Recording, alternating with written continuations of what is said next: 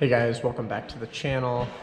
Today we'll be discussing some more trailer parts. So we've got just about everything we need. I'm still waiting on a few things to show up yet, but we've got enough here that we can talk about it, and then when we actually get into the install of all this stuff, then we can dive into the couple things that I'm missing a little bit more in depth. So let me show you kind of what we got going on and how all these things will work with the trailer.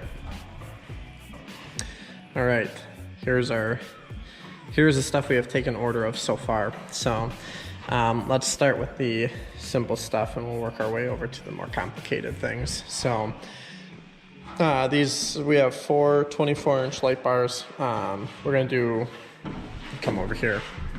We're gonna do, if you can see, 4 ladder racks on the trailer. There's already one light on the exterior on either side. We're gonna put one of the 24-inch light bars in between each of the ladder racks, so there'll be 3 on either side, which should give us plenty of light on like late winter nights when we're working and stuff. We oftentimes find ourselves cleaning up in the dark, so lots of light.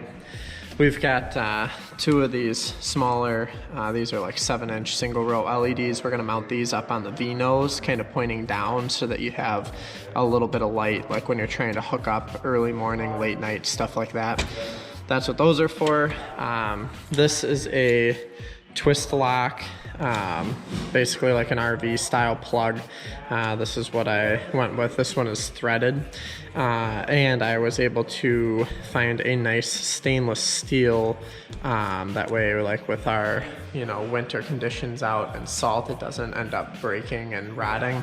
So I got a nice stainless steel plug. That's not here yet, but this is the other end of it. So the extension cord plug into here, this plugs into the trailer, then that plug will get wired to this box, and this box is going to basically be the new power center for the trailer. So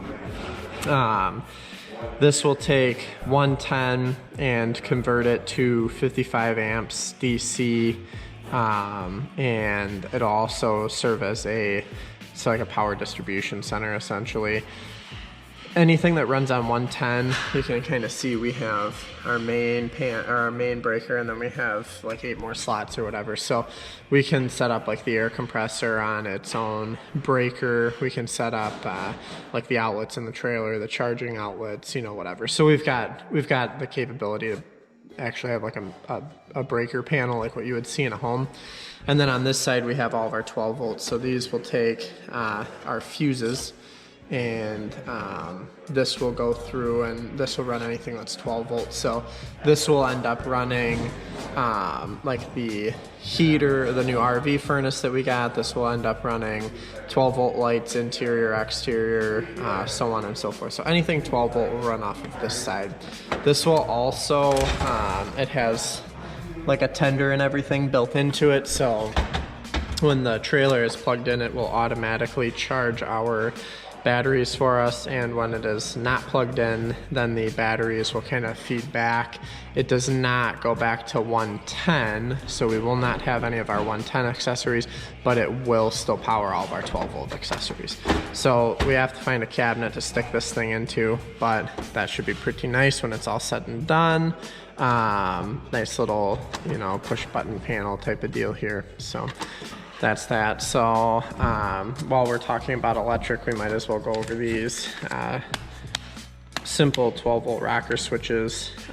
This will be for interior lights, and then we'll have driver side, passenger side, and rears.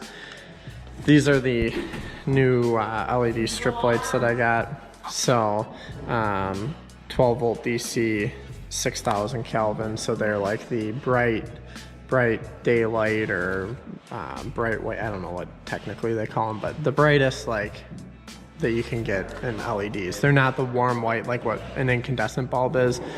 So we've got 5 of those, so we'll end up with, we're gonna do a wider channel, so we'll put 2 LED strips in each channel, and there will be 2 channels down the main aisle. And then there's also gonna be a workbench area on the driver's side, and that will get a single light and a single channel. So that's those.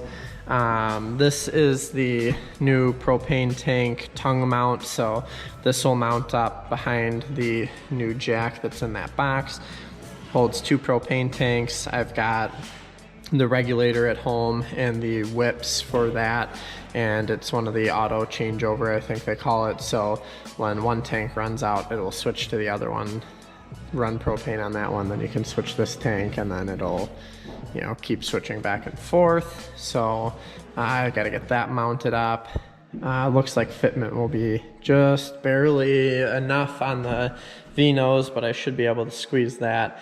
And this guy, which I'm pretty excited about. So this is, I believe it's called the Husky Super Brute. It is a 5,500 pound rated jack. Should be able to handle everything on the trailer, lifting and lowering and whatnot. It is 12 volt, so we'll have to wire that into the new power distribution center. But the thing that kind of sold me on this is it wasn't too bad, like cost-wise. I think it was about 270 bucks or something like that. It's got an adjustable leg on it, so you have like 6 inches of adjustment just in the leg itself. And then I forget what the jack will do, but the jack will do plenty. The thing that really sold me on this though was this right here. So this is a remote that I can put on my keys. I'll probably just keep one in the truck hanging, and the truck has a backup camera on it, which I absolutely love. I don't know how I lived so long without one, but now when I get backed up, I can actually start lowering the jack right onto the hitch, and then you know how sometimes you have to pull forward a little bit to kind of get everything to lock. Well, this will allow me to do that all from the truck, and then when I get out, all I have to do is lock up the coupler, hook up my lights and my chains, and we are on the way. So I'm pretty excited about that. The other thing that's pretty nice is that it does come with storage for your 7-pin connector that mounts to the back of it, and this will keep your 7-pin connector out of the weather, which is pretty cool. So because those things tend to get corroded and whatnot. So that's some of the stuff that we got. We've got a couple more little things coming for the trailer yet, but with all of this stuff finally here, I can really start kind of figuring out fitment of things and whatnot. Then we'll get all this stuff ready to roll. So we've got lots of content coming up, installing all this stuff. I'm looking forward to the build. Should be a good time. So thanks for tuning in on this one. I know it's just a quickie, but it's done. So make sure to like, comment, subscribe, all the fun stuff down below, and we'll get all that stuff installed in the near future here. Thanks for watching.